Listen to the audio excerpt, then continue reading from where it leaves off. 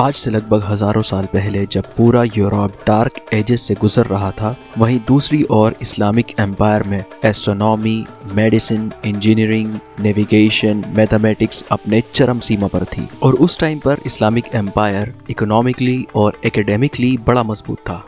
तो आज इस वीडियो में मैं आपको कुछ ऐसे मुस्लिम साइंटिस्ट के बारे में बताऊंगा जिनका नाम शायद ही आपने कभी सुना होगा, लेकिन इन मुस्लिम साइंटिस्ट के आइडियाज और इनके द्वारा किए गए आविष्कारों ने मानो दुनिया ही बदल दी थी।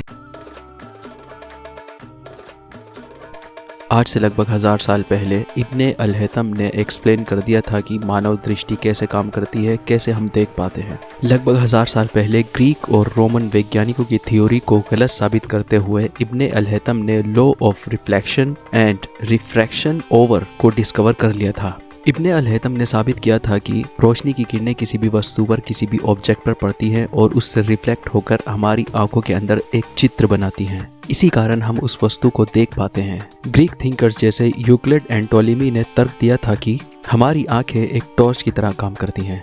हमारी आंखों से रोशनी की किरणें निकलती हैं और वस्तु पर पड़ती हैं और उसे इल्यूमिनेट कर देती हैं, यानी उसे रोशन कर देती हैं, जिसकी वजह से हम उस वस्तु को देख पाते हैं। लेकिन इब्ने अल-हैथम ने इस थ्योरी को गलत साबित करते हुए एक्सप्लेन किया था कि सूरज या चांद की किरणें किसी भी वस्तु, किसी भी ऑब्जेक्ट पर पड़ती हैं और उससे रिफ्लेक्ट होकर हमारी आंखों के अंदर प्रवेश करती हैं और हमारी आंखों के अंदर एक उसी वस्तु, उसी ऑब्जेक्ट का चित्र बनाती हैं। इसी वजह से हम उस ऑब्जेक्ट को देख पाते हैं और इसी तरह से हमारी आंखें काम करती हैं। और इब्ने अल-हैथम की ये थियोरी साइंटिफिक टेस्ट में भी सही साबित हुई, जिसने कई वेस्टर्न साइंटिफिक पर्सनैलिटीज को प्रेरित किया, जिसमें इतिहास के कई दिग्गज भी शामिल थे, जैसे इटालियन गैलीलियो, जर्मनी के Johnson Kepler, even sir Isaac Newton. और जिसके बाद से ही एस्ट्रोनॉमी, मैथमेटिक्स और ऑप्टिक्स जैसे क्षेत्रों में डिस्कवरी का एक नया रास्ता खुल गया था। इब्ने अल-हैथम ने लाइट और विजन के मैकेनिज्म और प्रोसेस को समझाने के लिए एक डार्क चैम्बर का भी यूज किया था, जिसे अल-बैतल मुज़लिम कहा जाता था,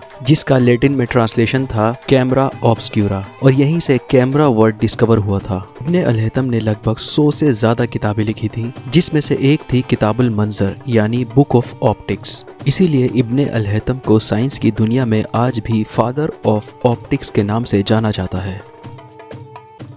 बनु मूसा ब्रदर्स वो 3 भाई जिन्हें 9th सेंचुरी के लोग जादूगर समझा करते थे। हालांकि ये कोई जादू नहीं करते थे, बल्कि मिडिवल वर्ल्ड में इन तीनों भाइयों ने वाटर जेट, ऑयल लैम्प्स और लिफ्टिंग मशीन जैसी मशीनरी इजाद कर दी थी। और 9th सेंचुरी में ऑटोमेटिक सिस्टम मशीनरी किसी जादू से कम भी नहीं थी। 3 भाई मोहम्मद बनु मूसा, अहमद बनु मूसा और हसन बनु मूसा, ये तीनों भाई हाउस ऑफ विजडम में पढ़ा करते थे। उस टाइम पर इराक के शहर बगदाद में स्थित हाउस ऑफ विजडम उस टाइम पर दुनिया की सबसे बड़ी एकेडमी या नॉलेज ऑफ सेंटर माना जाता था, जैसे आज का ऑक्सफोर्ड और हार्वर्ड है।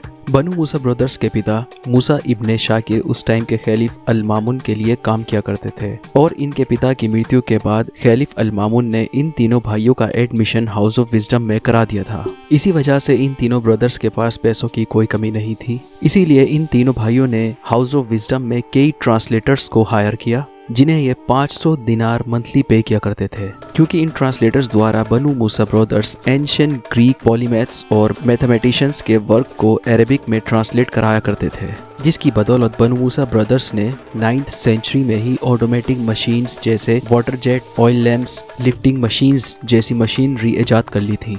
बनु मूसा ब्रदर्स ने साइंस पर 20 के आसपास लगभग किताबें लिखी थी, जिसमें से एक थी किताब अल-हियाल अल-नफीका, the book of ingenious devices. और इस बुक में बनु मूसा ब्रदर्स ने लगभग 100 के आसपास इन्वेंशन के बारे में डिस्क्राइब किया था।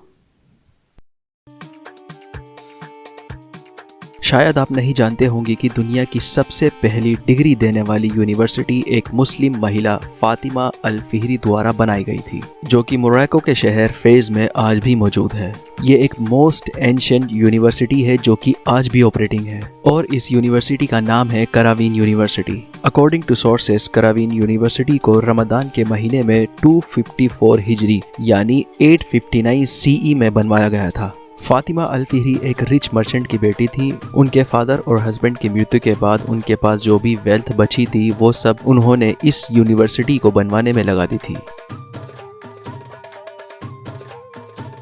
एस्ट्रोनॉमी एक ऐसा सब्जेक्ट है जिसकी स्टडी करने के बाद हमें sun, moon, planets, stars, even universe की जानकारी मिलती है। लेकिन 10th सेंचुरी में ही एक मुस्लिम महिला जिनका नाम मरियम अल इजलिया था, इन्होंने एस्ट्रोलॉब डिज़ाइन किए थे, जिन्होंने उस टाइम पर एस्ट्रोनॉमी को एक अलग ही लेवल पर पहुंचा दिया था। एस्ट्रोलॉब एक एंशिएंट डिवाइस हुआ करती थी जिसके द्वारा टाइम के साथ साथ चांद सितारों की पोजीशन का भी पता लगाया जाता था। आज के दौर में नेविगेशन ऐप्स, गूगल मैप्स जैसी सुविधाएं आज हमारे फिंगर टिप्स पर हैं। ज़रा सोच कर देखिए, अगर दुनिया में मैप जैसी कोई चीज़ ही ना होती तो क्या होता। 1100 CE में मोरक्को के शहर सब्ता में पैदा होने वाले मोहम्मद अल इदरीसी, जिन्होंने अपनी तालीम कोर्तोबा, जो कि आज का स्पेन है, वहाँ पर हासिल की थी। और अल इदरीसी एक अरब मुस्लिम जियोग्राफर, ट्रैवलर, स्कॉलर और कार्टोग्राफर हुआ करते थे, जिन्होंने through out north Africa, Europe, Mediterranean reason से लेकर स्पेन तक ट्रैवल किया था। और अल इदरीसी ने ही दुनिया का सबसे पहला मैप डिज़ाइन किया था, जिसमें उन्होंने मेडिटेरेनियन सी से लेकर नॉर्दर्न अफ्रीका, यूरोप और एशिया के कुछ हिस्से भी इस मैप में दर्शाए थे। आज हमारा कंप्यूटर, मोबाइल फ़ोन्स और इनमें चलने वाली सभी ऐप्स एक एल्गोरिदम के माध्यम से काम करती हैं। और इस एल्गोरिदम को इन्वेंट किया था एक मुस्लिम पर्शियन मैथमेटिशियन, एस्ट्रोनॉमर और जियोग्राफर अल ख्वारिज़मी ने। और एल्गोरिदम जो ये वर्ड है, ये भी अल ख्वारिज़मी का एक लैटिन ट्रांसलेटेड वर्जन है। मोहम्मद इब्ने मूसा अल ख्वारिज़मी का जन्म 780 AD में सेंट्रल एशिया के रीजन ख्वारिज़म में हुआ था, जो कि उस टाइम पर ग्रेटर पर्शिया का ही पार्ट था, लेकिन अब ये उज़्बेकिस्तान और तुर्कमेनिस्तान के बॉर्डर पर है। अल ख्वारिज़मी बगदाद में रहे थे और बगदाद शहर उस टाइम पर साइंस और ट्रेड का हब माना जाता था, क्योंकि यहीं पर intellectual centre, house of wisdom library हुआ करती थी, जो कि बाद में एक एकेडमी भी बन गई थी। और यह एकेडमी उस टाइम के खलीफा हारून अल रशीद द्वारा बनवाई गई थी। और अल ख्वारिज़मी ने यहीं पर 813 से लगभग 833 तक मैथमेटिक्स और साइंस पर काफ़ी काम किया था और कई बुक्स भी लिखी थी, जिसमें एक थी अल जब्र, जिसका पूरा नाम था किताबुल मुख्तसर फिल हिसाब अल जबर वल मुकाबला, the compendious book on calculation by completion and balancing. और इस बुक में अलजेब्रा के लीनियर और क्वाड्रिक इक्वेशन को बहुत अच्छे से समझाया गया था। और ये अलजेब्रा जो वर्ड है, ये भी अल जब्र से ही आया है, इसीलिए अल ख्वारिज़मी को फादर ऑफ अलजेब्रा भी कहा जाता है।